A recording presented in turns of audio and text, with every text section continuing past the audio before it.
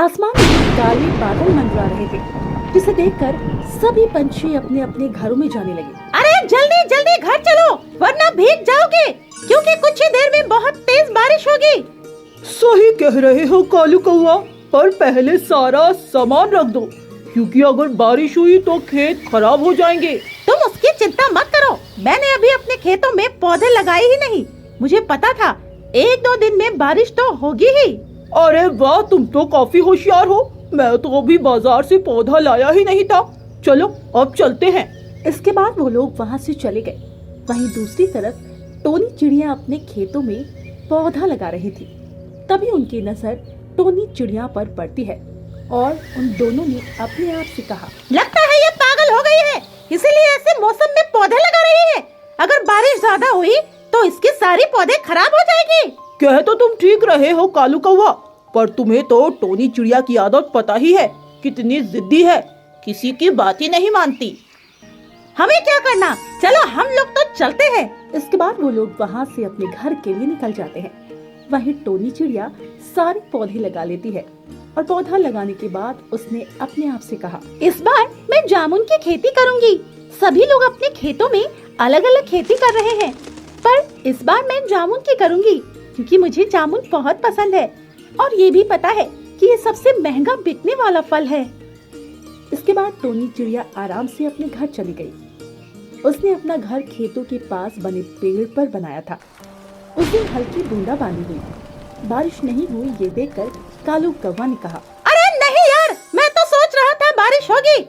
आज का दिन तो बेकार चला गया। अगली सुबह टोनी चिड़िया अपने खेतों में पानी लगा रही थी। तभी उसकी नजर कालू कौवा पर गई, जो अपने खेतों की तरफ जा रहा था। उसे देखकर उसने कहा, अरे कालू भाई, कहाँ जा रहे हो? खेतों पर जा रहा हूँ। क्यों, क्या हुआ? इतने उदास क्यों लग रहे हो? कुछ नहीं, मैंने सोचा कल पानी बरसेगा, पर कल तो पानी बरसा ही नहीं। अरे तुमने ये बात नहीं सुनी, जो गरजते हैं वो बरसते नहीं हैं। कल सिर्फ बिजली ही चमक रही थी। मुझे पता था कल बारिश तो होगी ही नहीं। हाँ हाँ, तुम तो बहुत कुछ जानती हो। वैसे तुमने इस बार कौन से पौधे लगाई है? क्या कर रही हो अपने खेतों में? मैंने तो जामुन की पौधे लगाई है। देखना, कुछ ही दिनों में मेरे जामुन के पेड़ कितने बड़े बड़े हो जाएंगे। अरे पागल चिड़िया, जामुन के पेड़ तो बहुत दिनों में बड़े होंगे। तब तक तू क्या इन्हीं के भरोसे बैठी रहोगी? तो क्या हुआ, तुम्हें नहीं पता? ये बहुत ही अच्छे और महंगे फल होते हैं। लगता है इस बार तुझे काफी घाटा होने वाला है, इसीलिए तुम ऐसा कर रही हो। इसके बाद कालू कौवा अपने खेतों पर आया और उसने अपने खेतों में धान की फसल की। वहीं बंटी कबूतर ने अपने खेतों में, आलू की सभी पंछी अपने अपने खेतों में अलग अलग फसल कर रहे थे। कालू कौवा बहुत खुश था, क्योंकि धान की मांग काफी ज्यादा थी। देखना, इस बार तो मैं बहुत मालामाल हो जाऊंगा, क्योंकि मैंने अपने खेतों में धान किया है। इसके बाद वो उनकी अच्छी तरह से देखभाल करने लगता है। धीरे धीरे समय गुजर रहा था। समय के साथ सभी की फसल बड़ी होने लगी थी। टोनी चिड़िया के जामुन के पेड़ भी बड़े हो रहे थे। लगभग 3 महीने के बाद वो काफी बड़े हो गए। वहीं उन लोगों की फसल भी काफी बड़ी हो गई। एक दिन बंटी कबूतर टोनी चिड़िया के खेतों में आया और उसने उससे कहा, अरे टोनी चिड़िया, मैंने सुना है तुम जामुन की खेती कर रही हो। क्यों पागल बना रही हो? अगर तुमने आलू या धान कर लिए होते तो तुम्हें अब तक मुनाफा मिलने लगता। नहीं, मुझे पता है, पर इस बार मैं कुछ नया करना चाहती थी, इस वजह से। वैसे भी अभी तुम्हारी फसल तैयार नहीं हुई होगी, अभी इसमें भी समय है। हाँ हाँ, पर इतना भी समय नहीं है जितना तुम्हें समय लगेगा। लगता है इस बार तुम लोगों के मुंह की तरफ देखोगी। अब हम लोग पैसे गिनेंगे। ये तुम्हारा भ्रम है, ऐसा कुछ भी नहीं है। तुम जो करोगे वो तुम्हें मिलेगा, मैं जो करूंगी वो मुझे मिलेगा। ये सुनकर बंटी कबूतर जोर जोर से हंसने लगा। उसे इस तरह हंसता देख टोनी चिड़िया ने कुछ नहीं कहा, क्योंकि उसे पता था कि अगर उसके पेड़ पर जामुन लगे तो वो बहुत लगेंगे। इसी के साथ उसने जामुन की पौधे नई ली थी, जो 1 साल के अंदर ही काफी बड़े हो जाते हैं और उन पर जामुन आने लगते। पर यह बात पंछियों को नहीं पता थी। धीरे धीरे समय गुजर रहा था। 6 महीने हो गए और कालू कौवा की धान पक गई थी। वही बंटी कबूतर के भी आलू तैयार थे। अरे कालू भैया, अब तो हम लोगों की फसल तैयार है, आप धान काट लो। मैं आलू खोद लूंगा। हाँ ठीक कह रहे हो, क्योंकि मौसम भी सही नहीं रहता है। मैं नहीं चाहता हूँ कि कहीं बारिश हो जाए। अरे अभी बारिश नहीं होगी, अभी तो दूर दूर तक बादल नजर ही नहीं आ रहे हैं। इसके बाद वो लोग अपने घर चले गए और आराम से सो गए। पर रात के समय बहुत काले बादल आए।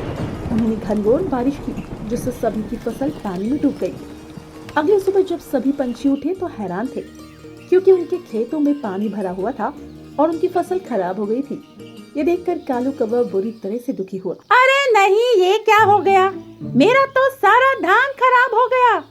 मुझे जल्दी जल्दी से धान को निकालना चाहिए। वही जब बंटी कबूतर ने अपने खेतों में पानी देखा तो वो बहुत परेशान हुआ। अरे नहीं, ये क्या हुआ? मेरे आलू तो खराब हो जाएंगे, मुझे जल्दी से खेतों से आलू निकालना चाहिए। और ये कहकर वो लोग अपने अपने खेतों में चले गए। जल्दी जल्दी धान और आलू निकालने लगते हैं, पर इससे उन्हें कोई फायदा नहीं हुआ, क्योंकि उनकी आधे से ज्यादा फसल खराब हो गई। जब उन्होंने टोनी चिड़िया के खेतों में देखा तो टोनी चिड़िया बहुत खुश थी, क्योंकि उसकी फसल को कुछ नहीं हुआ था। जामुन के पेड़ बड़े होने की वजह से बारिश उनका कुछ नहीं बिगाड़ पाई और खेतों में भरा पानी भी धीरे धीरे सूखने लगा। अरे ये क्या? टोनी चिड़िया के पेड़ों को तो कुछ नहीं हुआ, पर ये कैसे संभव है? हमें उसी से पूछना चाहिए। इसके बाद वो दोनों उसके पास गए और कालू कौवा ने उससे कहा, अरे टोनी चिड़िया, तुम्हारी फसल खराब क्यों नहीं हुई? हम लोगों की तो फसल खराब हो गई। क्योंकि मैंने जामुन के पेड़ लगाए जो काफी बड़े हो गए और अब इन पर बारिश का कोई प्रभाव नहीं पड़ेगा, क्योंकि जब ये पेड़ बड़ा हो जाता है ना तो बारिश उसका कुछ नहीं बिगाड़ सकती, और इसीलिए मैं खुश हूँ, मेरी फसल सुरक्षित है। ये सुनकर वो लोग काफी दुखी हुए, क्योंकि उनकी तो फसल खराब हो चुकी थी। धीरे धीरे दिन गुजर रहे थे और अब टोनी चिड़िया के पेड़ों पर जामुन आने लगे, जिन्हें देखकर टोनी चिड़िया बहुत खुश थी। और जब सभी जामुन पक गए तो उसने अपने सभी जामुनों को इकट्ठा किया और बाजार में बेच दिया, जिससे उसे काफी अच्छा पैसा मिला, जिसे देखकर कालू कौवा और बंटी कबूतर बहुत दुखी हुए। हम लोगों ने टोनी चिड़िया की कितनी हंसी उड़ाई थी, पर आज खुद हंसी के पात्र बन गए हैं, क्योंकि हमारी खेती तो खराब हो गई, पर टोनी चिड़िया आज मजे ले रही है। तभी वहाँ पर टोनी चिड़िया आई और उसने उन लोगों से कहा, देखा तुम लोगों ने मेरी कितनी हंसी उड़ाई, पर मैंने तुम्हारी बातों का बुरा नहीं माना, क्योंकि मुझे अपनी फसल पर भरोसा था। मुझे पता था जब ये फल देगी तो मुझे माला माल कर देगी, और अब मुझे फसल करने की भी जरूरत नहीं है, क्योंकि ये मुझे 20 साल तक आराम से फल देती रहेगी।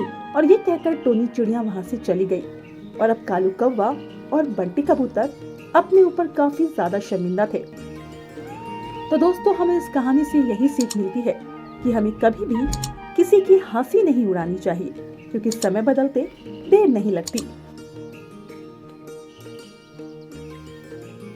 कौवा की खेती। एक जंगल में बहुत सारे पंछी रहते थे। उसी जंगल में राजा चील का राज था, और वो हमेशा पंछियों से बहुत ज्यादा पैसे वसूलता था, जिस वजह से पंछी काफी ज्यादा परेशान थे, क्योंकि उस जंगल के सभी पंछी खेती किया करते थे। क्या करे, कुछ समझ में ही नहीं आता है। खेती अच्छी ही नहीं हो रही है आजकल। हाँ, सही कह रही हो टोनी चिड़िया, और ऊपर से ये राजा तो बहुत ज्यादा कर लेता है। हे भगवान, कुछ ऐसा कर दो जिससे राजा कर लेना बंद कर दे, या फिर हमारी खेती अच्छी होने लगे। अगर खेती अच्छी हुई तो राजा कर और लगाएगा। बस ये प्रार्थना करो कि राजा कर लेना बंद कर दे, तभी हम लोग कुछ कर पाएंगे। अभी वो लोग बात कर ही रहे थे, तभी वहाँ पर कालू कौवा आ गया और उसने उन लोगों से कहा, क्या हुआ? किस बारे में बात हो रही है? कुछ नहीं, बस ऐसे ही। तुम बताओ, तुम कहाँ जा रहे हो? क्या बताऊं, मेरे तो दिन ही खराब चल रहे हैं। पूरी फसल खराब हो गई है, तो दोबारा से खेती करने के लिए जा रहा हूँ मैं। वैसे तुम्हारी खेती कुछ ज्यादा ही खराब नहीं होती है। लगता है तुम सब चीज सस्ता इस्तेमाल करते हो। कभी कभार अच्छे बीज और खाद भी ले आया करो। मैं तो अच्छी ही लाता हूँ। लगता है मेरी मिट्टी उपजाऊ नहीं है, इसी वजह से।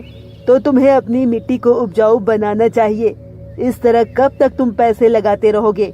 वहीं दूसरी तरफ राजा कर लेने से कभी नहीं चुकता है। यही तो मुसीबत है। मैंने हरी तोता से कुछ पैसे उधार लिए हैं। तुम्हें तो पता ही है वो कैसा है। सेठ होने की वजह से वो बहुत ही अकड़ू है। हाँ, मुझे पता है, एक बार मैंने भी उससे पैसे लिए थे और जब समय पर पैसे लौटाए नहीं तो उसने मुझे बहुत उल्टा सीधा सुनाया था।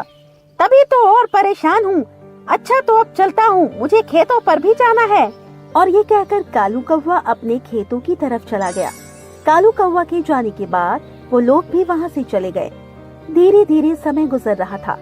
वहीं राजा चील बहुत ज्यादा कर वसूल करता था। एक दिन उसने अपने सेनापति उल्लू से कहा, चलो हम लोग जंगल घूम के आते हैं, देखेंगे किसने कितनी खेती की है, क्योंकि मुझे ऐसा लगता है पंछी हमें अपनी सही सही खेती नहीं बताते हैं। ऐसी बात नहीं है महाराज, हमारे सैनिक तो पूरे जंगल में घूमते ही रहते हैं, तो भला वो किस तरह हमसे धोखाधड़ी कर लेंगे। बात तो तुम्हारी सही है, फिर भी हमें अपने जंगल में घूमना चाहिए, जिससे हमें अपने जंगल की खबर मिलती रहती है। कहीं कोई पंछी दगा करने की तो नहीं सोच रहा है, क्योंकि आजकल जंगल का माहौल बदला हुआ है।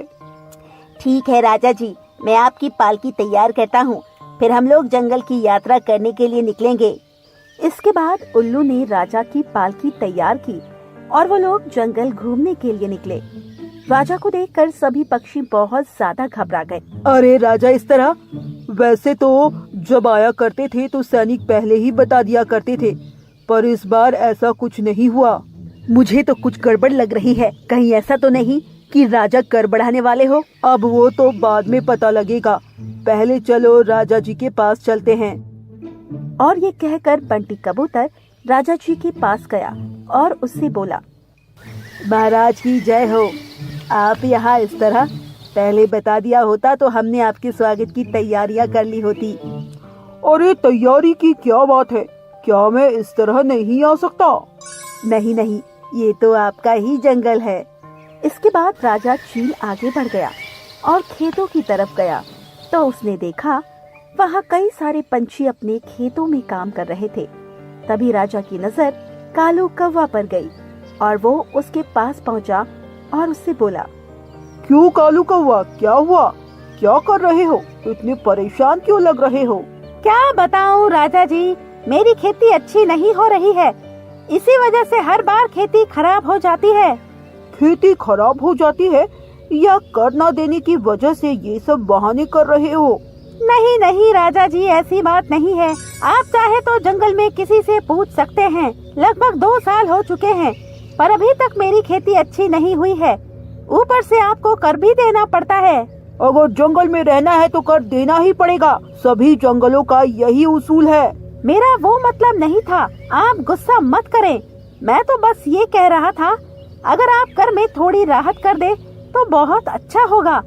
आप तो राजा हैं, अगर आप हम लोगों पर थोड़ा रहम करेंगे तो सभी लोग आपको बहुत दुआ देंगे राजा जी। ठीक है, अगर ऐसी बात है तो हम इस बारे में सोचेंगे। वैसे इस बार तुम अपने खेतों में क्या कर रहे हो? मैं इस पर अपने खेतों में आलू कर रहा हूँ, देखता हूँ आलू की फसल सही होती है या नहीं। इसके बाद राजा वहाँ से चला गया और कालू कौवा अपने खेतों में काम करने लगा। अभी उसे काम करते थोड़ी ही देर हुई थी, तभी वहाँ पर हरी तोता आ गया और उसने कालू कौवा से कहा, क्यों कालू कौवा, पैसे देने का इरादा नहीं है?